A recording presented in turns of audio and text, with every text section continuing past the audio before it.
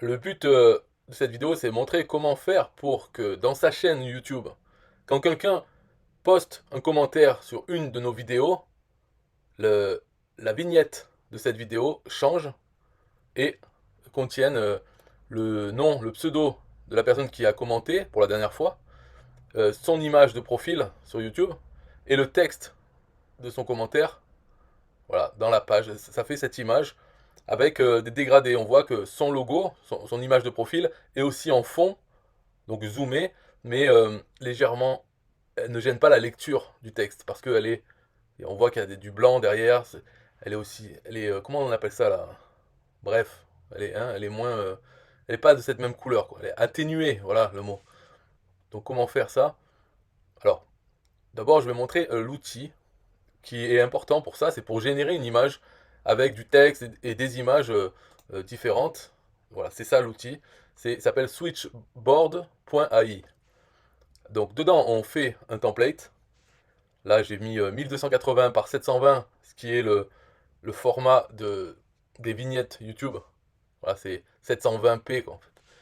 Donc j'ai fait cette image comme ça. Avec ici, on a des éléments. Donc il y a le fond, c'est une image de fond. Il y a une couverture transparente, c'est ce qui fait que c'est blanc ici, et ici c'est un peu blanc mais transparent, donc ça laisse apparaître l'image de fond. Donc ça, je vais montrer cette image transparente, je l'ai créée donc moi-même dans un éditeur. Voilà, c'est celle-là. Donc je sais pas si on voit à l'écran les petits carrés pour montrer la transparence. Et je peux montrer, par exemple, je vais mettre du rouge en dessous, comme ça on va mieux voir.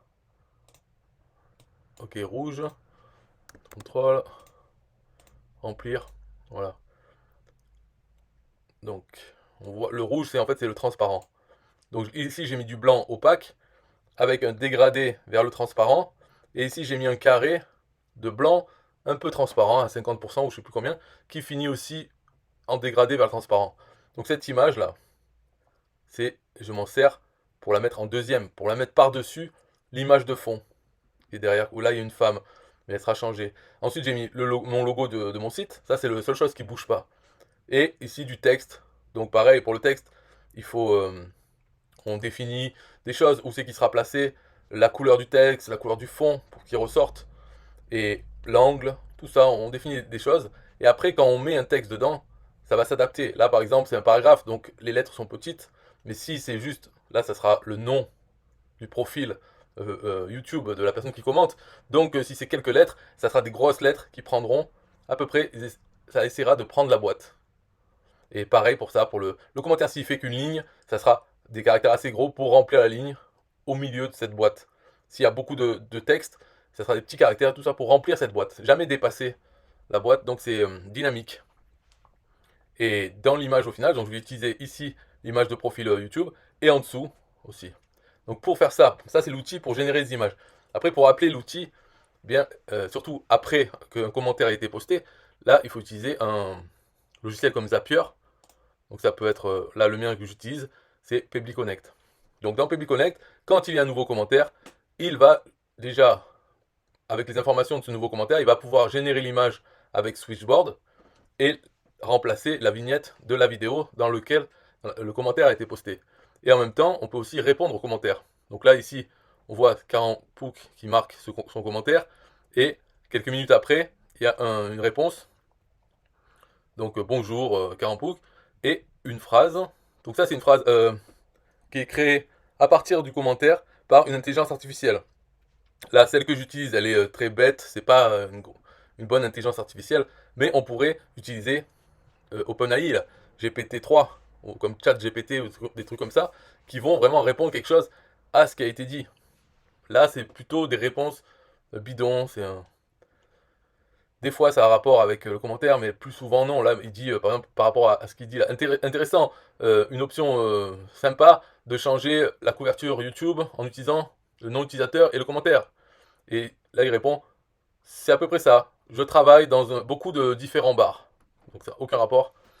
Et après, la phrase, là, c'est la publicité. Et si vous voulez avoir votre cadeau de bienvenue, allez vers, là, je mets le nom de mon site, et entrez votre adresse email. Donc, pour pouvoir faire ça, c'est avec un logiciel d'automatisation, donc Pebble Connect ou un autre. Là, c'est le déclencheur, c'est quand il y a un nouveau commentaire sur une des vidéos de ma chaîne Build and Roll. Donc là, première chose à faire, c'est ce que je veux, c'est un filtre pour savoir est-ce qu'on continue ou pas. C'est-à-dire, ça c'est pour savoir est-ce qu'il y a déjà des réponses à ce commentaire. Si oui, on ne fait rien.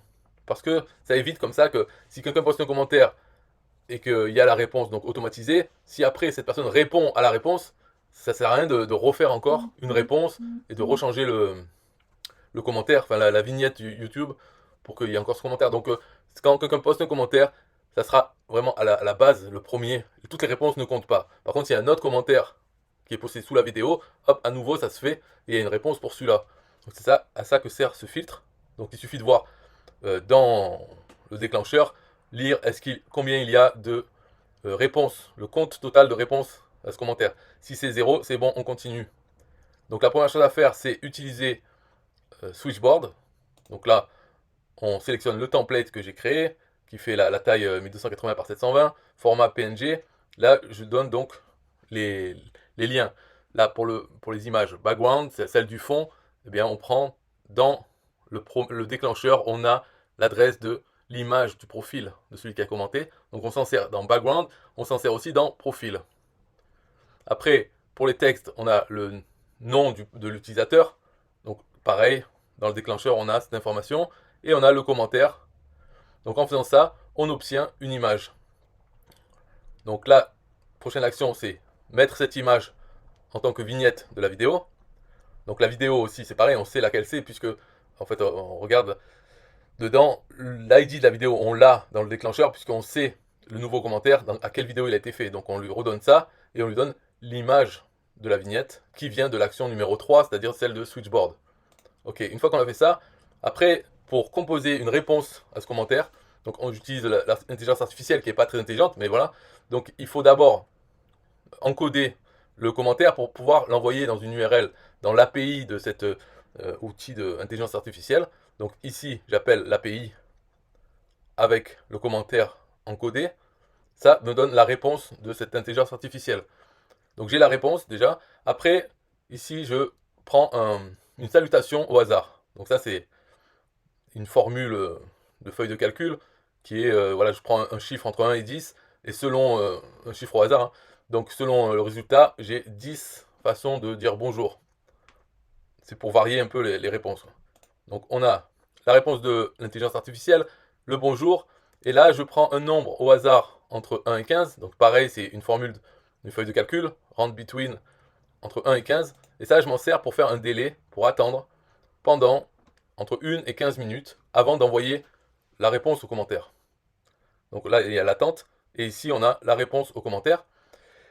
Donc pour répondre, c'est facile, il suffit d'avoir l'ID du commentaire qu'on a dans le déclencheur, donc on la redonne, et on compose la réponse avec, premièrement, la salutation au hasard, espace, le nom de l'utilisateur qui a posté le commentaire, virgule, et là, la réponse de l'intelligence artificielle.